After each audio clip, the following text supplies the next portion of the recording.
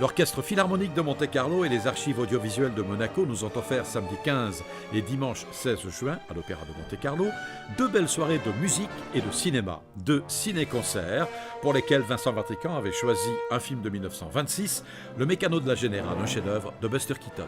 C'est un film qui se base sur un fait réel qui s'est déroulé pendant la guerre de sécession. L'histoire en fait de soldats qui vont passer les lignes ennemies pour voler une locomotive, la ramener dans leur camp. Ils seront en fait rattrapés par des soldats sudistes qui récupéreront cette locomotive appelée la Générale.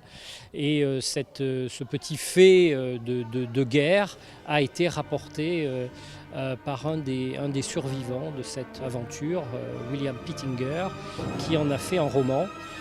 D'où le film est tiré. Donc le souci de Keaton, c'était avoir le maximum d'authenticité par rapport à cette histoire qui s'est déroulée, tout en lui amenant ce qu'il sait le mieux faire, c'est-à-dire la dimension burlesque. Selon le principe des ciné-concerts, un film muet est projeté alors que l'Orchestre Philharmonique de Monte-Carlo joue en direct l'accompagnement musical, un exercice particulièrement difficile et délicat à la fois pour les musiciens et pour le chef d'orchestre Philippe Béran. C'est d'abord un régal. La musique, donc, elle aussi un régal. C'est une musique qui a été composée par Carl Davis, donc 60 ans après la création du film. C'est pas une musique originale, mais elle est vraiment totalement construite, millimètre par millimètre, sur le film. Donc c'est un exercice de style, puisqu'il faut 3 cerveaux pour le faire, ce que je dis toujours. Il faut un cerveau pour s'occuper de la musique. Il y a quand même 46 musiciens. C'est une musique qui est compliquée. Il faut un cerveau pour s'occuper du film. Il faut connaître par cœur, savoir exactement quelle scène se succède. Et il faut un 3e cerveau pour évidemment synchroniser la musique et le film à l'ancienne. Donc c'est comme le cinéma tel qu'on le faisait, tel qu'on pouvait le vivre avant 1929, avant l'avènement du cinéma parlant.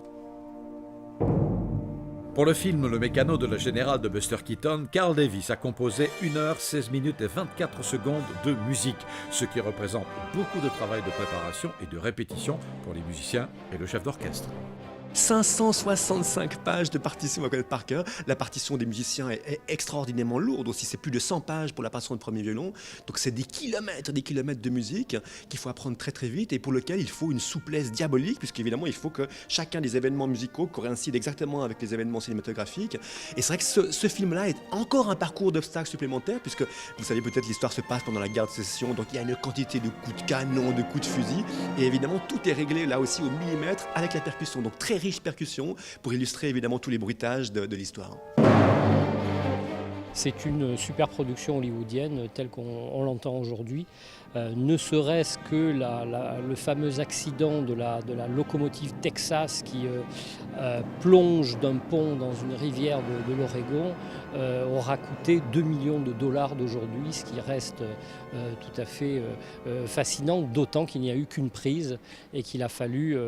elle n'a été filmée qu'une fois, on ne pouvait pas la rater, ça a été filmé à 6 caméras, enfin c'était vraiment un très très gros film et un film extrêmement coûteux pour l'époque.